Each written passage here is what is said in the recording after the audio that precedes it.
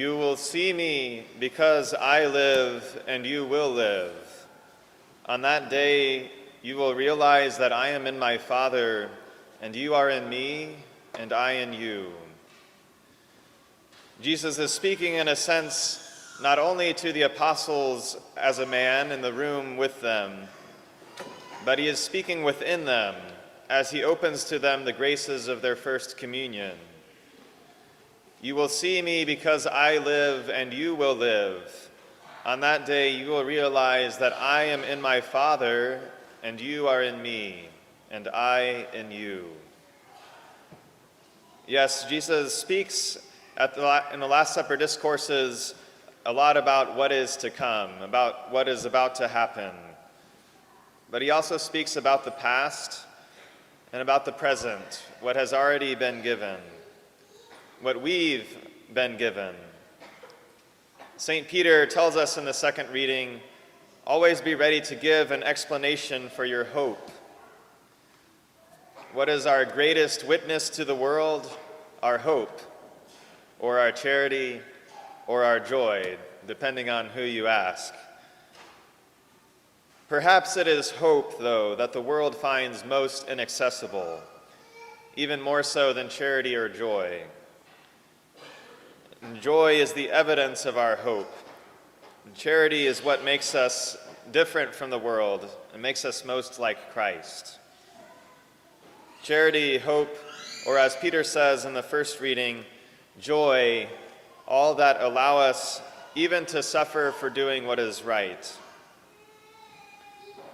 Our reason for hope, like the apostles, does not come from us. It comes from the firm conviction that we have been made holy by the gift of Jesus Christ himself. And if we have been made holy, then the world will not be able to take our joy from us. None will be able to take us out of Jesus' hand. We have no reason for hope from ourselves. The world knows this. We always desire to be greater than we are, or are capable of being, to be richer, smarter, more talented, younger, braver, stronger. On a deeper level, we share the desire to be good, and hopefully, the desire to be holy, to be truly forgiven, unconditionally loved and accepted by God, with all of our faults, our shortcomings, our betrayals of God or others, or our own best interests. To have God embrace our whole selves. And we maintain a desire to be good, to have the good, and to be seen as good, which relates to our desire to give ourselves in love and have that gift of ourselves received. Unfortunately, the world has gotten really good, or most people in the world, at silencing their conscience with its impossible demands. And they let other desires choke out the good until they perhaps forget about it altogether or despair of being good or capable of good. Because the world glimpses these desires and fears them and seeks to evade them. The good does not really exist, or the world is cruel, evil, or at best meaningless. That is despair. That is why the world hopes for a reason for hope. Or the world says that you get to create your own idea of good. You do you. I think I'm a pretty good person. Well, I wouldn't want to judge anyone.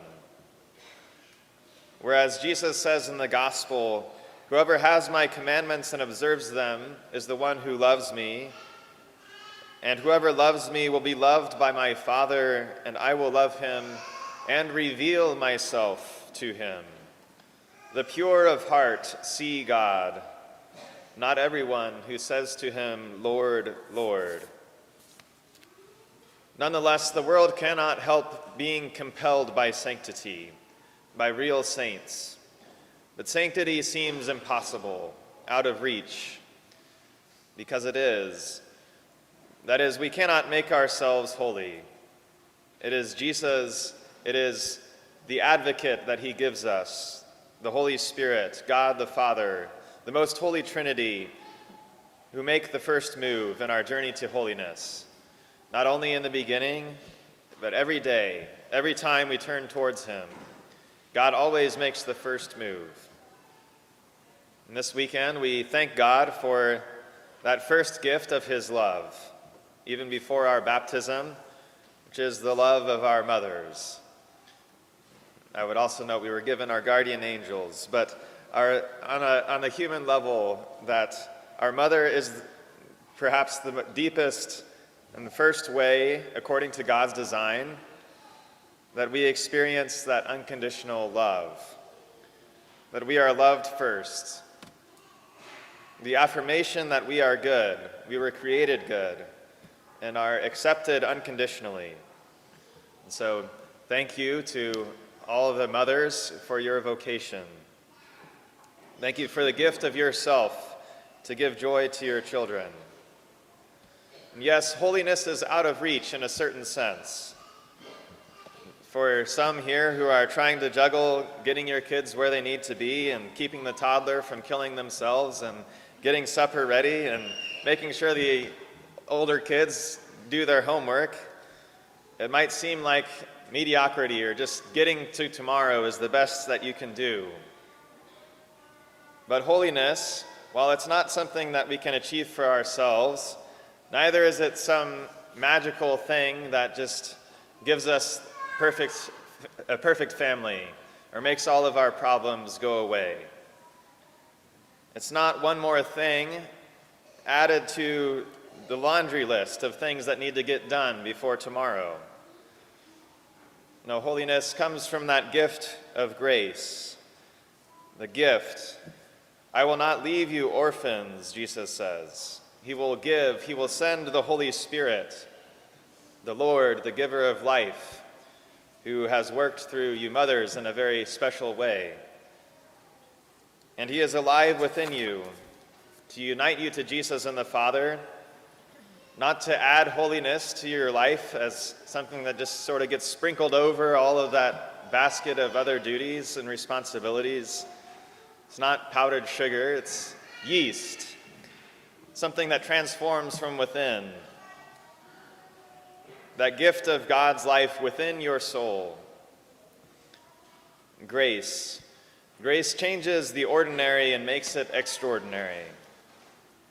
Jesus asks for our poverty, not our riches, not for the best image of ourselves that we can present, our real self, the one that can ask for help, perhaps with slightly an exasperated way of responding to the dispute over who has to sit in the middle seat or who's touching who, and then 5 minutes later can breathe a sincere thank you that the 2-year-old has fallen asleep for their nap at long last. Jesus says that you will grieve, but your grief will turn to joy. When a woman is in labor, she has pain because her hour has come. But when her child is born, she no longer remembers the anguish because of the joy.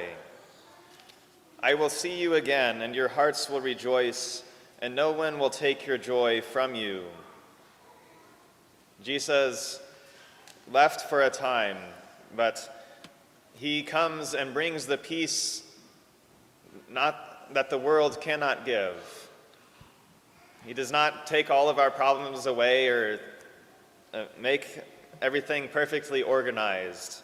But in the midst of all of that, he gives us the peace that only he can give, because he is alive within us. I am in my Father, and you are in me, and I in you.